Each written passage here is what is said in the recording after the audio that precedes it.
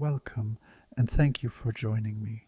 Tonight, I'd like to invite you to spend some quiet time at the museum at midnight with one of the most famous paintings in the world, The Starry Night by Vincent van Gogh.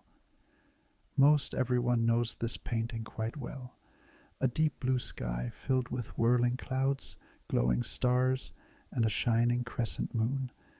Below, a quiet village surrounded by rolling hills and tall dark cypress trees reaching upward. While Van Gogh is one of the most famous and influential figures in the history of art, he is believed to have sold only a single painting in his lifetime. His genius was not understood until after his death. As we go on, I'll share with you the story of how Van Gogh famously cut his own ear, who he painted the sunflowers for, and how he came to paint the Starry Night while staying in an asylum in the south of France. But before we begin, I'd love to know, where are you tuning in from? Are you listening at the end of a long day or in the middle of the night? Feel free to let me know in the comments. It's wonderful to know where in the world these midnight stories are reaching. And now, let's dive into the life and art of Vincent van Gogh. Vincent Willem van Gogh was born in 1853 in a small village in the Netherlands. His father was a minister, and his mother cared for the family at home. Vincent was the eldest of their 6 children, and was named after his grandfather, who was a prominent art dealer and a theology graduate. Van Gogh was a serious child. He was taught at home by his mother and a governess, before being sent to the village school and then to schools away from home.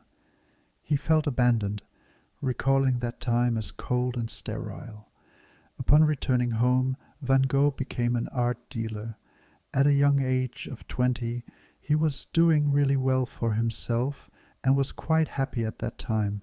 Following an unsuccessful romantic pursuit, Van Gogh was becoming more isolated and depressed. He transferred to Paris, but became resentful of the growing sense that art was being handled less as a higher expression and more as a commodity or merchandise. He struggled to find a place for himself and went through a series of brief, often unpaid positions: a substitute teacher, pastor's assistant, a job at a bookshop. Van Gogh was becoming religiously inclined and aspired to become a pastor, but despite having connections in the field, he failed entrance examination and later a course at a missionary school.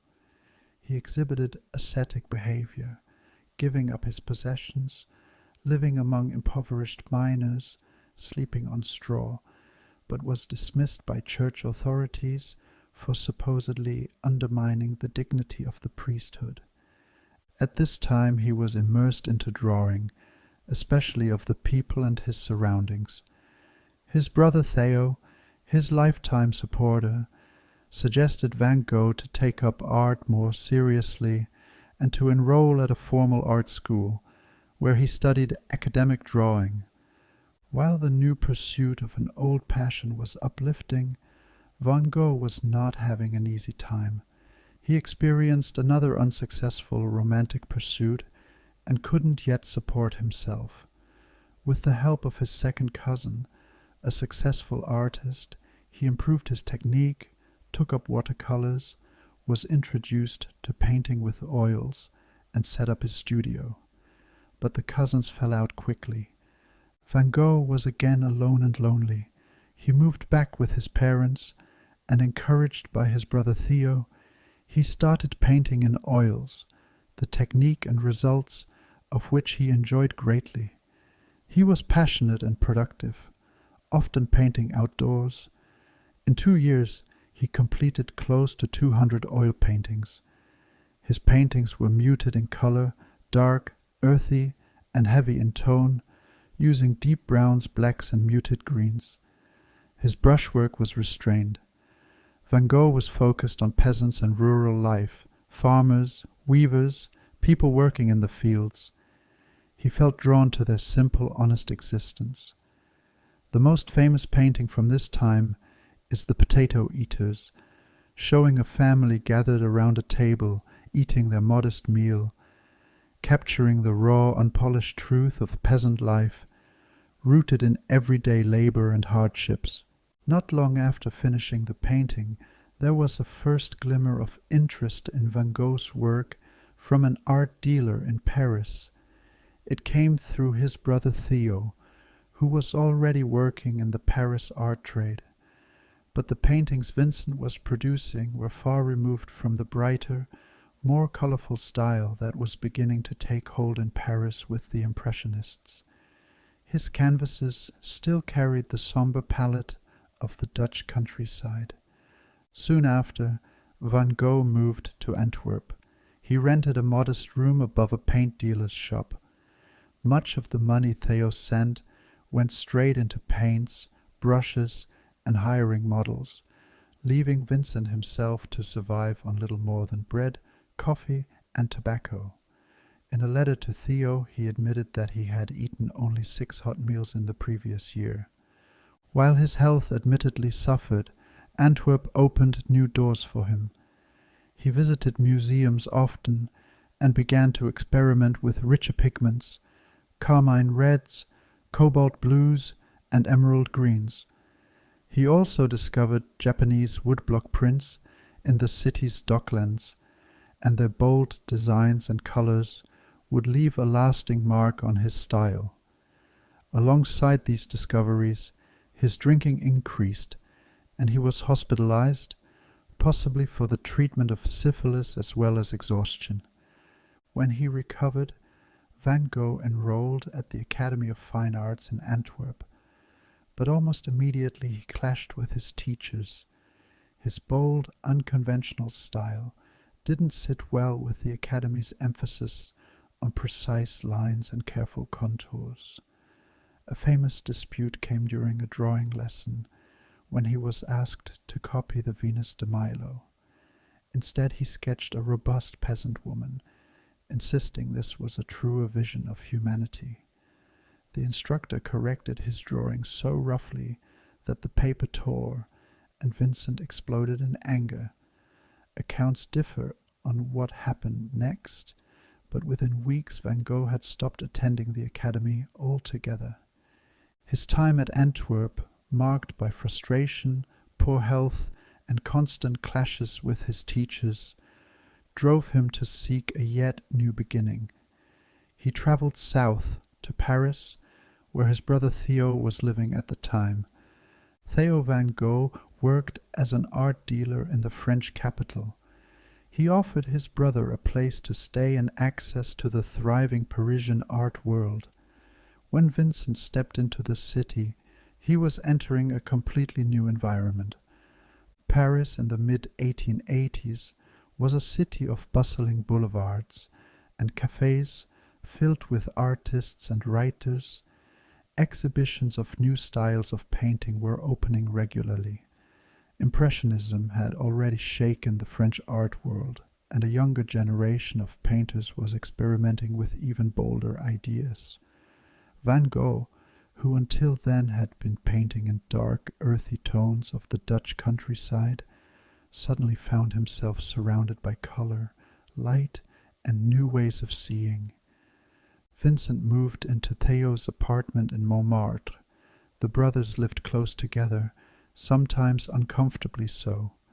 Vincent's moods were unpredictable, and his intensity could be overwhelming, but Theo remained patient, providing not only financial support, but also steady encouragement. Living with Theo gave Vincent access to people like dealers, collectors, and artists. He began to attend exhibitions and to see, firsthand, the paintings of the Impressionists, Claude Monet, Camille Pissarro, Edgar Degas, and Pierre-Auguste Renoir. These artists were using bright colors, broken brush strokes, and outdoor settings to capture fleeting impressions of modern life. Impressionist paintings shimmered with blues, yellows, pinks, and greens. Shadows were no longer painted in black or gray, but in complementary colors that made them vibrate with light. For Van Gogh, the impact was immediate. He began to realize that his own paintings, with their heavy browns and somber tones, belonged to an earlier tradition. He began to experiment with impressionist techniques. He gradually replaced his dark pigments with brighter, more varied hues: cobalt blue, vermilion, chrome yellow, and emerald green. Instead of painting peasants in dimly lit cottages, he turned to scenes of Parisian streets, gardens, cafes, and portraits of friends. Paris also brought Van Gogh into contact with a circle of artists who would influence him deeply.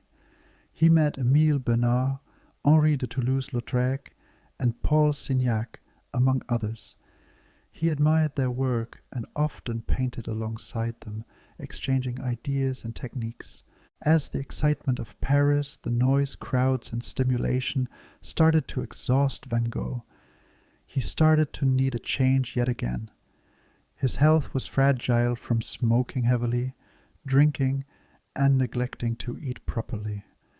Living with Theo also caused tension, as Theo was working long hours to support both of them, and Van Gogh was somewhat unstable, argumentative, and impatient. By early 1888, he moved to Arles, a small town in Provence in the south of France. He was now unmistakably a modern painter.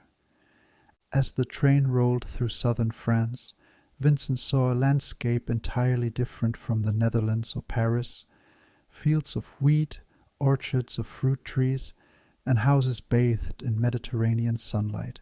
During his 15 months in Arles, Van Gogh painted more than 200 works.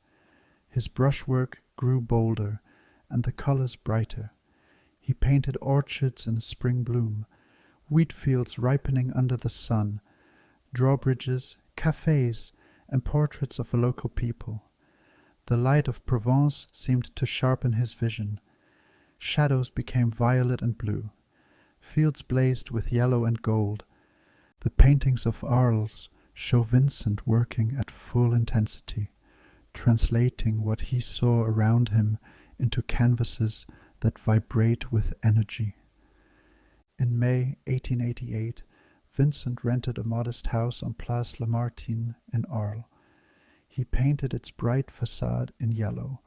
The yellow house became both his home and his dream project. He imagined it as the center of an artist's colony, a place where painters could live and work together, exchanging ideas and supporting one another. For Van Gogh, who often felt isolated, the idea of a community offered hope. He furnished the house simply and decorated its walls with his own work. The artist he most wanted to join him was Paul Gauguin. Vincent admired Gauguin's work and believed that their contrasting styles could spark new creativity. After months of persuasion, and with Theo's financial help, Gauguin agreed to travel south. At first the collaboration was promising. They painted side by side, discussed art, and inspired each other's work. Van Gogh produced portraits, landscapes, and his iconic sunflower paintings to decorate Gauguin's room. He produced several versions, arranging the flowers in vases against pale backgrounds. He used only a few colors, yellow, green, and touches of red or blue, but layered them with thick textured brush strokes. For Van Gogh, sunflowers symbolized warmth, friendship, and gratitude. He intended them as a gesture of welcome for Gauguin. The series also demonstrated his new mastery of color. The canvases are filled with energy, yet held together by a single dominant tone, yellow, which he used in shades ranging from pale lemon to deep gold. However, Van Gogh's intensity and insecurity clashed with Gauguin's independence and arrogance. Their arguments grew heated, sometimes over artistic principles, sometimes over money or household details. The dream of a commune began to crack. Accounts differ about what exactly happened, but one evening after a fierce quarrel, Gauguin left the house. In a state of mental crisis, Van Gogh injured himself by cutting off part of his left ear. He wrapped the wound, left the house, and delivered the severed piece to a woman at a local brothel. Later that night, he collapsed and was taken to the hospital. Gauguin left, never to see his artistic companion again. Doctors treated his wound, but his mental condition was fragile. He suffered from hallucinations, severe anxiety, and episodes of confusion. At times he was lucid and painted. At other times he was overwhelmed by delusions. Van Gogh painted portraits of staff, views from the window, and still lifes.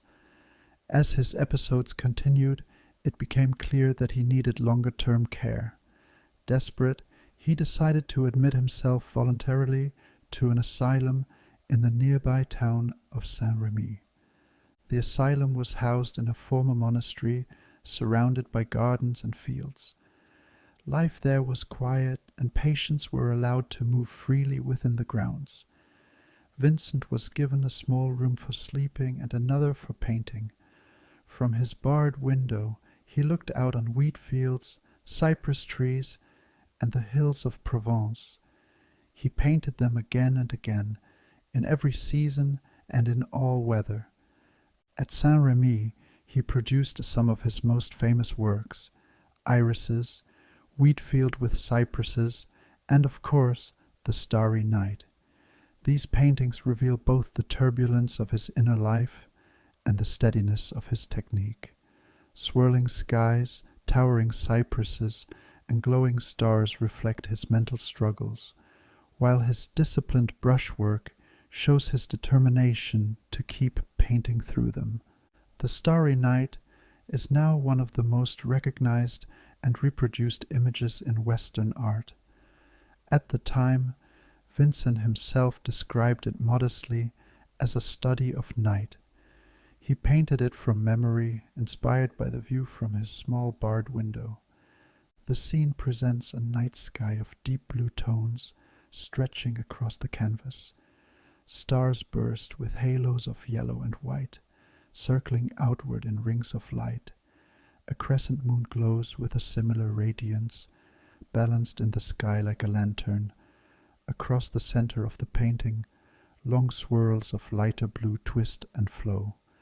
The brush strokes are visible and dynamic. Below the sky rests a small village. Its church steeple points upward, and the rooftops are painted in dark, muted tones. The village could not be seen from the asylum. Perhaps he drew it from his memories of Dutch towns from his youth. Unlike the stars, the village is still and quiet. The contrast is striking. The sky churns with movement and energy, while the town sleeps in silence. In the foreground rises a tall cypress tree, dark and flame-shaped, connecting earth and sky with a single vertical form. The way Van Gogh applied paint contributes to its impact. He used thick, textured strokes, each one distinct and deliberate. The stars are bold circles, painted with heavy pigment so that they almost glow. The swirls of blue are laid down in broad arcs, overlapping and crossing each other. When seen in person, the surface is alive with ridges of paint, giving the illusion that the sky itself is moving. For Van Gogh, night held special meaning. In his letters, he often described the beauty of evening skies and the sense of peace he found in starlight. He once wrote to Theo that the sight of the stars always makes me dream. When he completed the Starry Night, Van Gogh regarded it with uncertainty. In a letter to Theo, he referred to it as an experiment rather than a finished masterpiece. He worried that it was too exaggerated, too removed from natural observation. Only later would the world recognize it as a cornerstone of modern art. By the spring of 1890, after a year at Saint-Remy, Van Gogh felt he had improved. He was painting steadily and producing strong work. In May he left the asylum and moved north to Auvers, to be closer to Theo and under the care of another doctor. Overs was a quiet place surrounded by fields and farms, only a short train ride from the capital. It had already attracted a number of artists who came for the light and the landscape. He lodged in a modest inn and lived simply, often painting outdoors for long hours. In just over 2 months, Van Gogh produced around 70 paintings, an extraordinary pace. He painted wheat fields, thatched cottages, gardens, and portraits. To his family he wrote with a mixture of optimism and unease. He was glad to be working intensely, but he also worried about money, about Theo's declining health, and about his own fragile state of mind. His letters show a man who was both proud of his recent work and burdened by worries. He felt he might never escape his illness fully. He feared that he was a strain on Theo, whose own health and financial situation were under pressure. On 27th of July 1890, Van Gogh walked into the fields outside Overs with a pistol. He shot himself in the chest. Wounded, he managed to return to the inn where he was staying. Doctors were called, but there was little they could do. He lingered for about 2 days. Theo rushed from Paris to be at his side. The brothers spoke together in his final hours. On 29th of July 1890, at the age of 37, Vincent van Gogh died. Theo's grief was overwhelming. Already in poor health, he died just 6 months later, in January 1891.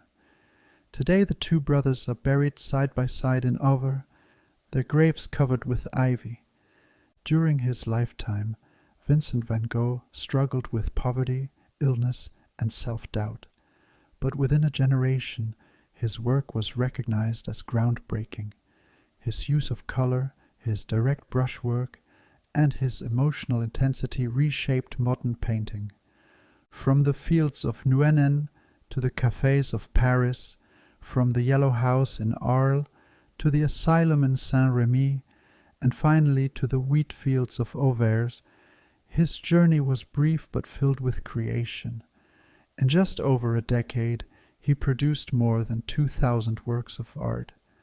Today, the starry night shines in New York, the sunflowers brighten galleries in Europe, and his portraits and landscapes are treasured around the world.